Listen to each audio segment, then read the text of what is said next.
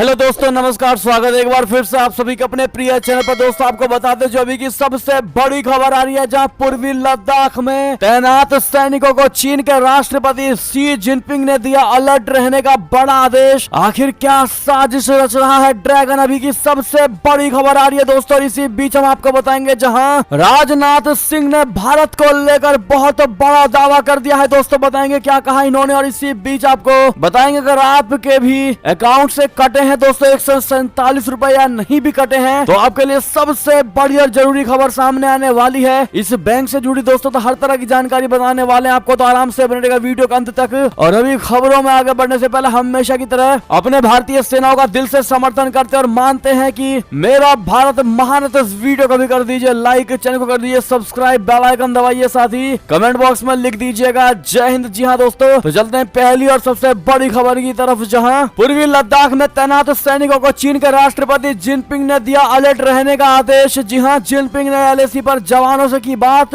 युद्ध की तैयारी का लिया जायजा, सामने आई ड्रैगन की नई और बड़ी चाल। जी हां, चीन के राष्ट्रपति शी जिनपिंग ने पूर्वी लद्दाख में भारत चीन सीमा पर तैनात सैनिकों से वीडियो कॉन्फ्रेंस से बातचीत की और उनकी युद्ध तैयारियों का जायजा लिया। आधिकारिक मीडिया ने शुक्रवार को यहाँ ये जानकारी दी। शी ने यहाँ पीपुल्स लिबरेशन आर्मी मुख्यालय से शिनजियांग सैन्य कमान के तहत खंजराब में सीमा पर तैनात सैनिकों को संबोधित किया। आपको बता दें कि शी जिनपिंग चीन की सत्तारूढ़ कम्युनिस्ट पार्टी के महासचिव और पीएलए के प्रमुख हैं। आधिकारिक मीडिया में दिखाए गए वीडियो के अनुसार शी ने सैनिकों को संबोधित करते हुए कहा है कि किस प्रकार हाल के वर्षों में क्षेत्र में लगातार बदलाव हो रहा है और किस प्रकार इसने सेना को प्रभावित किया है। रिपोर्टों के अनुसार सैनिकों में से एक ने जवाब दिया है कि वे अब 24 घंटे सीमा की निगरानी कर रहे हैं। शी ने उनकी स्थिति के साथ ही ये भी सवाल किया है कि क्या उन्हें दुर्गम इलाके में ताजी सब्जियां मिल रही हैं। आधिकारिक मीडिया के अनुसार शी ने जवानों से सीमा पर उनकी गश्त और प्रबंधन के बारे में कार्य के बारे में भी सवाल किया। उन्होंने सैनिकों की सराहना करते हुए उन्हें अपने प्रयास जारी रखने के लिए प्रोत्साहित भी किया है। जी हां दोस्तों, आपको बता दें कि जून 2020 में गलवान तनाव के बाद तो तनाव चरम पर पहुंच गया था, और ये तनाव दोस्तों भारत और चीन के बीच पूर्वी लद्दाख स्थित एलएसी पर मार्च 2020 से ही जारी है। और उस समय चीन की सेना भारतीय में पेंगोंग झील तक आ गई थी। ऐसे में दोस्तों उस समय भारतीय सेना के जवानों ने बड़ी बहादुरी से चीनी सैनिकों के पीछे धकेल दिया था। बहरहाल अब एक बार फिर चीनी राष्ट्रपति बॉर्डर पर तैनात उन चीनी सैनिकों को प्रयास को जारी रखने की बात कह रहे हैं। दोस्तों इससे एक बहुत बड़ा मैसेज पूरे विश्व में जा रहा है, खास करके भारत में दोस्तों, कि आखिर शी जिनपिंग किस चीज को लेकर प्रयास जारी रखने को कह रहे हैं दोस्तों। और सैनिकों ने भी कहा है कि हम पूरा प्रयास कर रहे हैं। बहरहाल इसके पीछे चीन की सबसे बड़ी मंशा क्या थी वो तो अब तक सामने नहीं आई है दोस्तों, लेकिन इनकी उन बातों से आपको क्या लगता है दोस्तों, अपनी राय कमेंट में लिखकर जरूर बताइएगा दोस्तों। इस वीडियो को शेयर करना मत भूलेगा। चलते हैं एक और बड़ी खबर की तरफ, जहां पर राजनाथ सिंह का बहुत बड़ा दावा, कहा भारत 2027 तक विश्व की शीर्ष 3 अर्थव्यवस्थाओं में हो जाएगा शामिल। जी हां, रक्षा मंत्री राजनाथ सिंह ने शुक्रवार को कहा है कि अर्थव्यवस्था के आकार के मामले में भारत 2027 तक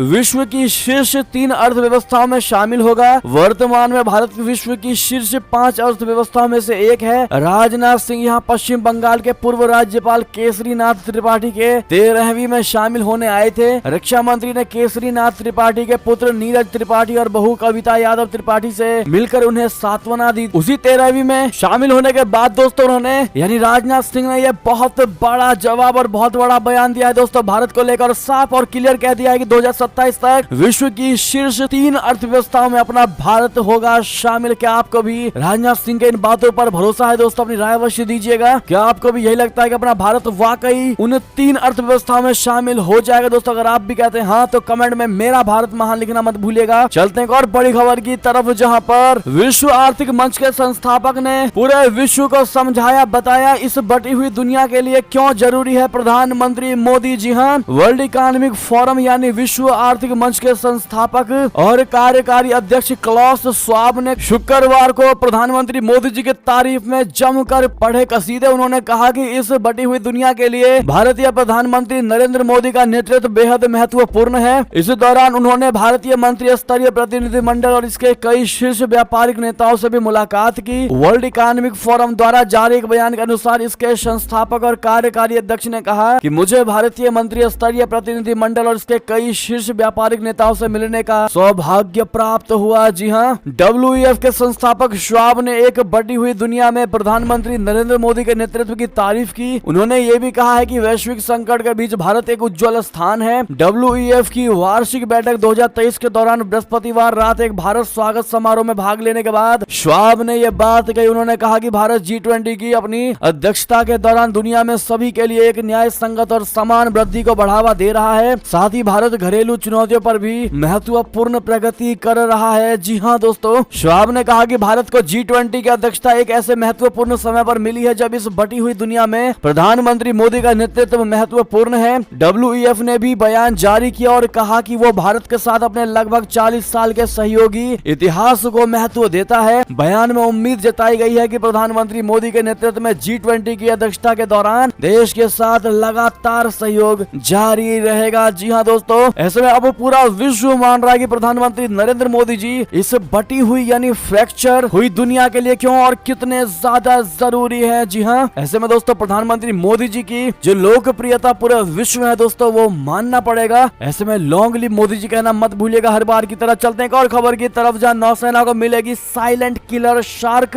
चकमा देकर हमला करने में है ये माहिर। जी हाँ, भारतीय नौसेना 23 जनवरी 2023 को कलवारी श्रेणी की 5 पनडुब्बी वागीर के परिचालन की शुरुआत यानी कमीशन करेगी। अधिकारियों ने बृहस्पतिवार को यह जानकारी दी। अधिकारियों ने बताया कि भारत में इन पनडुब्बियों का निर्माण Mazagon dock ship builders limited Mumbai द्वारा मेसर्स नेवल ग्रुप फ्रांस के सहयोग से किया जा रहा है। कलवारी श्रेणी की 4 पनडुब्बियों को पहले ही भारतीय नौसेना में शामिल किया जा चुका है। अधिकारियों ने बताया है कि इस समारोह में नौसेना अध्यक्ष एडमिरल आर हरि कुमार मुख्य अतिथि होंगे। जी हाँ, अधिकारियों ने बताया कि पूर्व के वागीर को 1 नवंबर 1973 में को कमीशन किया गया था और इसमें निवारक गश्त सहित कई परिचालन मिशन संचालित किए गए थे। जी हाँ, चलते हैं और बड़ी खबर की तरफ दोस्तों, जहां पर अब शहबाज शरीफ अपने ही घर में घिरते नजर आए हैं। दोस्तों इमरान खान ने शहबाज शरीफ को कहा शर्मनाक है पैसों के लिए कश्मीर को छोड़ रहे हैं। जी हाँ दोस्तों, शहबाज शरीफ की PM मोदी से अपील पर भड़के इमरान खान। बता दें, आर्थिक तंगहाली से गुजर रहे पाकिस्तान ने भारत से बातचीत की इच्छा जाहिर की थी। पाकिस्तान के प्रधानमंत्री शहबाज शरीफ ने एक इंटरव्यू के माध्यम से PM मोदी जी से बातचीत की अपील की थी। पाकिस्तानी प्रधानमंत्री की PM मोदी जी से बातचीत की अपील पर पाकिस्तान के पूर्व प्रधानमंत्री इमरान खान ने शहबाज शरीफ पर निशाना साधते हुए पैसे का पुजारी बताया। प्रधानमंत्री शहबाज शरीफ पर हमला बोलते हुए इमरान खान ने कहा कि जब कोई पैसे की पूजा करने वाला किसी विचारधारा या विश्वास की भी परवाह नहीं करता है तो यह हमारे लिए शर्मनाक बात है। इमरान खान ने कहा शहबाज शरीफ को ये पता नहीं है कि हमारे राष्ट्रपिता यानी फाउंडिंग फादर्स ने पाकिस्तान के सपने को हासिल करने के लिए कितना संघर्ष और बलिदान दिया है, लेकिन सिर्फ इंडियन लॉबी का समर्थन पाने के लिए शहबाज शरीफ कश्मीरी स्वतंत्रता संघर्ष को दफनाने के लिए तैयार है, जिसमें 1 लाख से अधिक कश्मीरियों ने अपनी जानें गंवा दी थी। यानी कि दोस्तों पाकिस्तान की मौजूदा खस्ता हालत के लिए इमरान खान ने पूर्व सेना प्रमुख जनरल रिटायर्ड कमर जावेद बाजवा को भी जिम्मेदार ठहराया है। उन्होंने कहा कि प्रधानमंत्री शहबाज शरीफ की मौजूदगी सरकार खरीद फरोख्त के जरिए सत्ता में आई है। देश की मौजूदा आर्थिक संकट के लिए शहबाज सरकार को दोषी ठहराते हुए इमरान खान ने कहा कि पाकिस्तान की आर्थिक स्थिति कभी भी ऐसी नहीं थी। द न्यूज इंटरनेशनल अखबार के अनुसार इमरान खान ने कहा कि सत्ता में आने के बाद से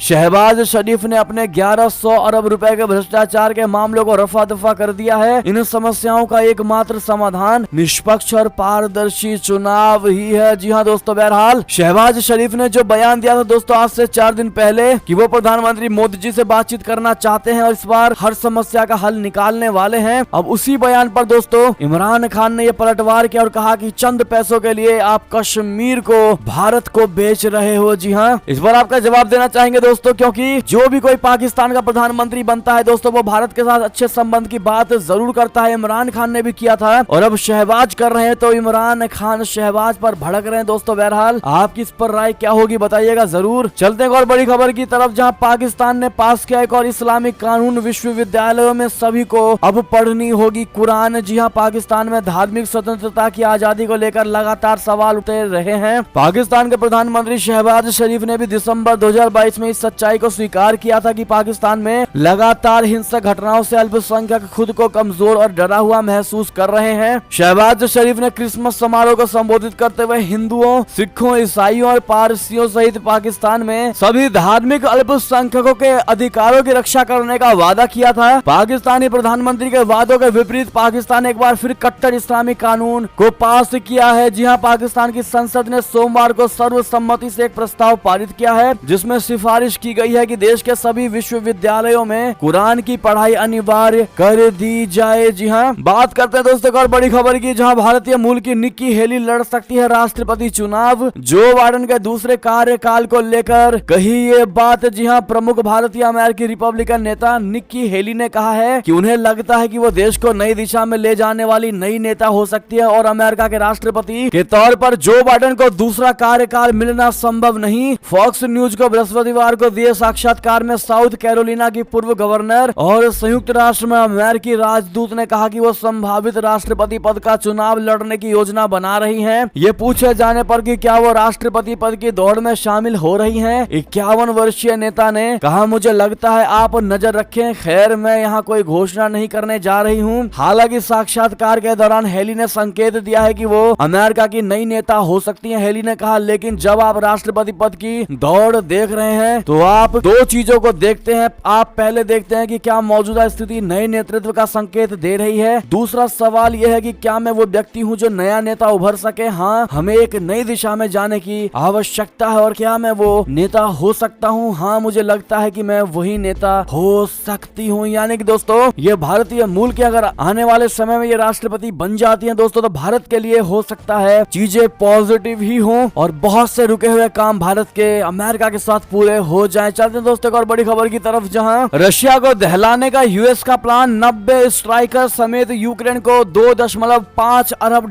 के सैन्य पैकेज का ऐलान। जी हां, संयुक्त राज्य अमेरिका ने रशिया के खिलाफ युद्ध को नई धार देने के लिए गुरुवार को यूक्रेन को $2.5 अरब की सैन्य सहायता पैकेज देने की घोषणा की है। ये अब तक की दूसरी सबसे बड़ी सैन्य सहायता है। इसके जरिए यूक्रेन रशिया से जंग के मोर्चे पर दो हाथ करने के लिए बड़े पैमाने पर हथियारों और गोला बारूद की खरीद कर सकता है। पेंटागन के एक बयान के अनुसार पैकेज में कीव द्वारा अनुरोध किए गए युद्धक टैंक शामिल नहीं है, लेकिन इसमें 90 स्ट्राइकर बख्तर बंद वाहन, 59 अतिरिक्त Bradley infantry fighting vehicle, Avenger air defence system और कई छोटे बड़े हथियार शामिल हैं। बयान में कहा गया है कि 59 ब्रेडली IFVs इस पैकेज में शामिल हैं। इससे पहले 6 जनवरी को 50 ब्रेंड लीज देने का वादा किया गया था। इसके अतिरिक्त 90 स्ट्राइकर APCs यूक्रेन की बख्तर बंद क्षमता 2 ब्रिगेड तक प्रदान करेगी। पिछले सप्ताह घोषित $3 अरब से अधिक के पैकेज में शुरुआती 50 ब्रेड लीज को शामिल किया गया था। साथ ही साथ दोस्तों आपको बता दें, जो बड़ी खबर आ रही है, जहां पर ऋषि सुनक के खरी खोटी सुनाने के बाद और प्रधानमंत्री मोदी जी के समर्थन में उतरने के बाद अब BBC ने अपने ही डॉक्यूमेंट्री पर बचाव किया। कहा, काफी शोध किया गया इस डॉक्यूमेंट्री के पीछे। जी हाँ, BBC ने प्रधानमंत्री नरेंद्र मोदी पर अपनी विवादास्पद श्रृंखला का शुक्रवार को बचाव करते हुए कहा कि ये काफी शोध करने के बाद बनाया गया है वृत्त चित्र है, जिसमें महत्वपूर्ण मुद्दों को निष्पक्षता से उजागर करने की कोशिश की गई है। मीडिया प्रतिष्ठान की ओर से ये टिप्पणी सरकार द्वारा वृत्त चित्र को वस्तुनिष्ठता के अभाव वाली दुष्प्रचार सामग्री करार दिए जाने के एक दिन बाद आई। BBC के एक प्रवक्ता ने एक बयान में कहा कि डॉक्यूमेंट्री पर उच्चतम संपादकीय मानकों के अनुसार गहन शोध किया गया। ब्रिटेन के प्रधानमंत्री ऋषि सुनक के प्रधानमंत्री मोदी के बचाव में आने के एक दिन बाद BBC का यह बयान आया। दोस्तों, सुनक अब मोदी का बचाव करने उतरे जब BBC के वृत्त चित्र में दावा किया गया कि ब्रिटिश सरकार को 2002 के गुजरात दंगों में भारतीय नेता की कथित भूमिका के बारे में पता था। ब्रिटिश प्रधानमंत्री ने कहा कि वो विपक्षी लेबर पार्टी के सांसद पाकिस्तानी मूल के इमरान हुसैन द्वारा किए गए प्रधानमंत्री मोदी का चरित्र चित्रण से सहमत नहीं है। जी हाँ, अब ऐसे में खुद BBC ने अपना बचाव किया है। दोस्तों, चलते हैं और बड़ी खबर की तरफ, जहां पर श्रीलंका ने की भारत की जमकर तारीफ। जयशंकर को जयसूर्या ने भी कहा शुक्रिया। बता दें कि भारत के विदेश मंत्री जयशंकर जी 2 देशों मालदीव और श्रीलंका दौरे पर हैं। इस दौरान श्रीलंका के विदेश मंत्री अली साबरी ने प्रधानमंत्री मोदी का आभार जताया है। इसके अलावा श्रीलंका के पूर्व क्रिकेटर सनत जयसूर्या भी जयशंकर को धन्यवाद दिया। श्रीलंका के विदेश मंत्री अली साबरी ने कहा, यह कहने में कोई अतिशयोक्ति नहीं है कि आवश्यक वस्तुओं के आयात के लिए भारत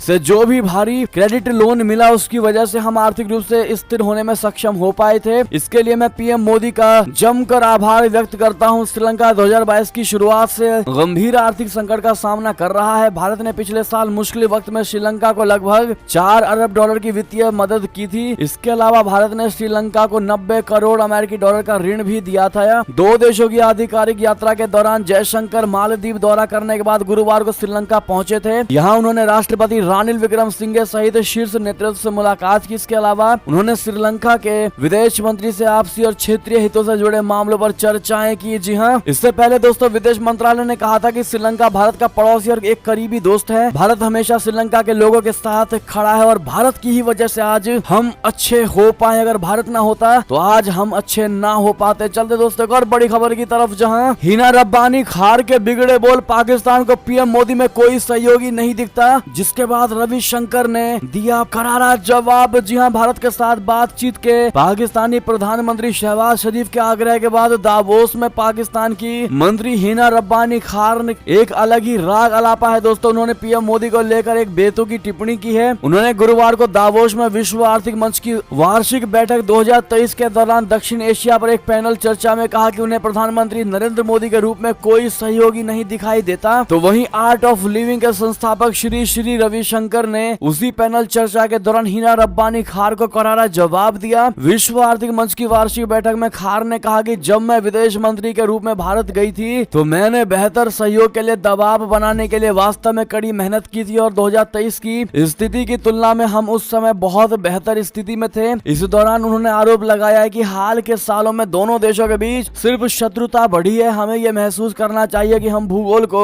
नहीं बदल सकते। पाकिस्तान की विदेश राज्य मंत्री हिना रब्बानी खार ने आरोप लगाते हुए कहा है कि यह दक्षिण एशिया की नहीं बल्कि भारत पाकिस्तान की समस्या है और भारत की ओर से ये समस्या है वहाँ राजनीतिक समझ की कमी है। यानी कि दोस्तों भारत पर ही उल्टा बयान लगा दिया है कि भारत की ओर से समस्या की कमी है और भारत में राजनीतिक समझ है ही नहीं। जी हाँ, हिना रब्बानी खार ने बेतुका बयान देते हुए कहा कि वर्तमान में एक चुनावी चक्र से परे सोचने और शांति की इच्छा रखने की आवश्यकता है। मुझे प्रधानमंत्री नरेंद्र मोदी में कोई सहयोगी नहीं दिखाई दे रहा, भले ही वो अपने देश के लिए क्यों ना अच्छे हों, लेकिन मैंने मनमोहन सिंह और अटल बिहारी वाजपेयी में एक अच्छा सहयोगी देखा है। जी हाँ, तो वहीं उसी पैनल चर्चा में आर्ट ऑफ लिविंग के संस्थापक श्री रविशंकर ने इस आरोप पर कि ये एक राजकीय समस्या है जो भारत और पाकिस्तान के बीच अच्छे संबंधों को बाधित कर रही है, उन्हें खरी खरी सुना दी। दोस्तों बता दें, उन्होंने पलटवार करते हुए कहा कि पाकिस्तान को ये महसूस करना होगा कि समस्या उनकी तरफ से, क्योंकि भारत को किसी अन्य पड़ोसी के साथ कोई समस्या नहीं है। श्री रविशंकर जी ने आगे कहा कि दोनों देश एक ही भाषा साझा करते हैं और उनकी संस्कृति, भोजन आदि समान है। प्रधानमंत्री नरेंद्र मोदी ने शांति के लिए कई बार हाथ आगे बढ़ाया है, उन्होंने बार बार मदद करने की पेशकश भी की। ऐसे में इस आरोप के वर्तमान प्रधानमंत्री ने शांति के लिए कोई इच्छा नहीं दिखाई है, इसका कोई मतलब ही नहीं बनता। जी हाँ दोस्तों, बड़ा ही करारा पलटवार किया है हिना रब्बानी पर। बहरहाल आप क्या कहना चाहते हैं दोस्तों? जब हिना रब्बानी ने यह कहा है कि प्रधानमंत्री मोदी जी में उसको कोई सहयोगी नजर नहीं आता, उनको दिखाई नहीं दे रहा दोस्तों कि प्रधानमंत्री मोदी जी सहयोगी हैं, अब ऐसे में उनको